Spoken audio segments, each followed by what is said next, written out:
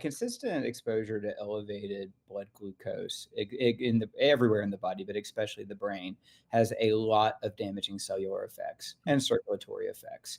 And it ultimately does shift neurochemistry in many ways. It is very hard for them. Now, back to our prior example, I want to be clear, not everybody at 50 with 40 pounds would go through that experience. I said Sure. there are some people that if they had the right programming and nutrients and protein were optimized, and stress and sleep, if you program it rightly, that person can make progress. I don't want to make it sound like nobody can make progress. It's whatsoever. But yeah, and so that increased dopamine signal associated with GLP-1s has been demonstrated to reduce cravings and food dependencies, sugar, but also potentially alcohol, nicotine, and other harmful substances. So there are trials right now looking at these as addiction drugs. And so, that can be really helpful for the person in that state. Not to mention that if you're insulin resistant with elevated blood glucose, i.e. diabetes, that's another strong signal in the body that's actually limiting your ability to access stored energy and lose weight effectively. So if you can simultaneously help on the neurochemical level and give them leverage there, and then also reduce just functionally how much a person can eat at any given sitting, improve satiety, and then at the same time begin to improve pancreatic function, reduce tissue level insulin resistance, also all the anti-inflammatory effects throughout the body of these particular peptides, you're going to help a person a lot to be able to get forward momentum. And that can be the kind of thing where you transition them for 2 or 3 months and then you can pull them off. Because Okay. once the body once you've completed the adaptations, and now the body is successfully shifting biochemistry, shifting physiology, accessing stored energy, fatty acid oxidation in the mitochondria is taking place. A lot of these people, if you do a full metabolomic study or a different way of studying it, you will see that the people with obesity, a lot of them, their fatty acid oxidation at the mitochondrial level is blocked. It's Hmm. like minimally efficient. So what you're asking them to do is switch to primary fatty acid oxidation, and the biochemistry is not even functional. And so you've got to give some support in that area so that they can use those fats. But once you get those adaptations done and the mitochondria are oxidizing nutrients and you're managing mitochondrial exhaust and insulin signal is improved and blood glycemic variability is improved and the body gets into a groove of accessing its stored energy, its i.e. hydrocarbons and that it's got on its body, and you keep nutrients and protein optimized and you keep metabolic rate up through physical activity, then it just goes incredible for a Okay. long time. People get into a groove and they feel great and their body's responding and they're not starving, and they can go a long way down the road and lose a lot of weight without losing any lean mass. In fact, most of the time what we see in our clinic is people adding substantial amounts of lean mass while they're losing the fat mass. It's fascinating listening to you because I'm hearing this and I'm like, this is almost the opposite, the exact opposite of what people are making it seem. It's like this is a miracle type of thing that can be used appropriately. And I'll do a quick follow up for that, then we'll get to you, Kim, I promise. So, one of the things I'm wondering then, do you believe, not all, but some of these anti aging and the weight loss clinics that are popping up, are they maybe some of the problem with too high of dosages, trying to get people on long term? Because I'll admit, even the place I got BPC, they were very nice. And I don't regret going there because I at least knew I got high quality stuff, which was a huge concern for me. I didn't want to order random stuff online. I'd rather just pay the extra to get the higher quality. But Dr. Gus, the way that they would prescribe this or Samorlin, it was these little 4 to 5 minute phone consults. And I will word it as it's almost as if they were asking the questions in such a suggestive way to make me understand what answer I needed to give to get the things that I wanted, which is probably not how medicine should be. I'm not recommending it to anyone. So, with some of these weight loss clinics and anti aging clinics that are popping up and just handing this out to anyone who will pay for it, is that some of the problem that is leading It to this bad It rap? is because with GLP-1s, now the dosing can be limited by side effects. The side Mhm. effect profile is at the low doses, not so much. And a lot of the disruption of the gut function and bile flow, like at low doses, you can manage that. And that's what we do. If I put somebody on a GLP-1, we are accounting for what does the gut biome need to because it's still got to be fed even if you're going to eat less food. So what are the different things we need to put into the gut? How do we support and improve digestive function? And how do we support and improve bile quality and bile flow? So we're like, okay, we're going to keep that system working well.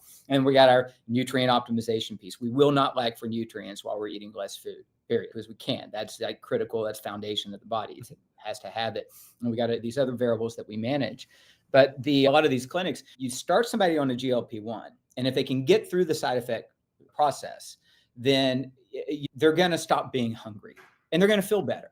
And it's going to be like, for somebody who really has struggled with eating, it's going to be massive for them because they've tried and could not succeed. And finally, all that noise of the food environment we live in that's constantly in front of you, sight, sound, smell, everywhere food is put in front of you, like that, all that noise is finally, it's gone from the brain.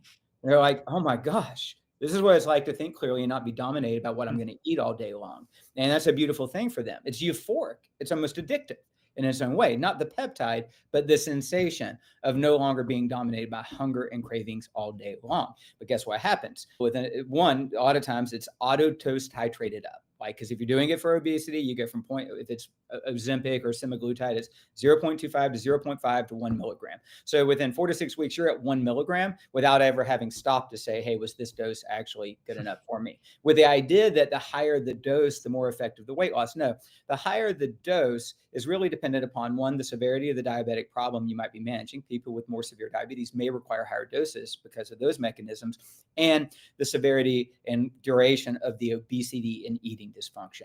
That's what determines it. Most people who need to lose 20 or 30 pounds can stay at the lowest doses and even possibly below those doses and get great responses if they have the right support. But so at these clinics, they get on the drug, it works, they're not hungry, they're really happy, they're titrated up to a heavy dose, they're eventually going to get constipation, reflux, and nausea and all kinds of side effects, and that's going to get reported. And, oh, these drugs are horrible, they cause all these terrible effects. Two, they're not getting all the surrounding information that we're talking about. Optimize nutrients, support gut, support digestive function. Like you've got a resistance trainer, you're going to lose muscle. Like if you don't keep your physical activity up, your metabolic rate will drop. Your body will do its own accounting for the fact that you're not eating as much. And so they end up, and then they're like lose 20, 30 pounds, but then they start getting really hungry. Why? Because they're primarily nutrient malnourished, not calorie malnourished, nutrient malnourished. So then what do? They go up again, and they go up again. And ultimately, you're just trying to turn off hunger that's actually being generated not by cravings and not by the body's actual need for essential nutrients. And so it's a big problem, and it creates a lot of bad outcomes. And then those get advertised and talked about. And so I think that these are powerful peptides, and they can do a lot of good, but they are powerful, and they need to be utilized as part of a comprehensive plan of how you're going to improve your overall health, not just drop some weight. I love that. Yeah. And I think just from my limited experience with not really the weight loss clinics, but the anti-aging ones, that's not what's happening at these places. You guys got to be working with people like him, or a lot of FDNs know some of this stuff on their own. So it's all about using it appropriately, it sounds, and never relying on these things as the only thing that you're taking. So Kim, we'll get to your question here, and then we'll talk about where we can find Dr. Gus. Same topic of GLP-1, just a little bit of a shift in the conversation overall. So what is the impact of GLP-1 on the mitochondria? I think this is a great question, Kim. So as of right now, there's not necessarily anything to say that mitochondrial function is improved by the activity of a GLP-1, but there's indirect reasons why it may be. There's no negative impact of GLP-1 other than if the person stops eating and becomes nutrient depleted and the mitochondria don't have what they need to actually function. Right? But what we do know at mitochondrial level is that GLP-1s appear to reduce, there's some studies demonstrating a reduction in oxidative stress burden, meaning that the ability to continue to flow electrons and create energy and manage the exhaust load that's created by that is probably enhanced. So mitochondrial efficiency would be improved in a setting of reduced oxidative stress. Mitochondrial efficiency is always improved. Secondly, direct level effects on inflammatory cascades, specifically certain inflammatory cytokines like tumor necrosis factor, interleukin 6, but also tamping down NF-kappa beta. And so if you can bring that down, the mitochondrial function will typically improve. That's always like a target, like NRF2 activation. The idea behind that is really bringing NF-kappa beta down. So there are a lot of molecular mechanisms that should result in improvements in mitochondrial function, but that's not a direct GLP-1 effect.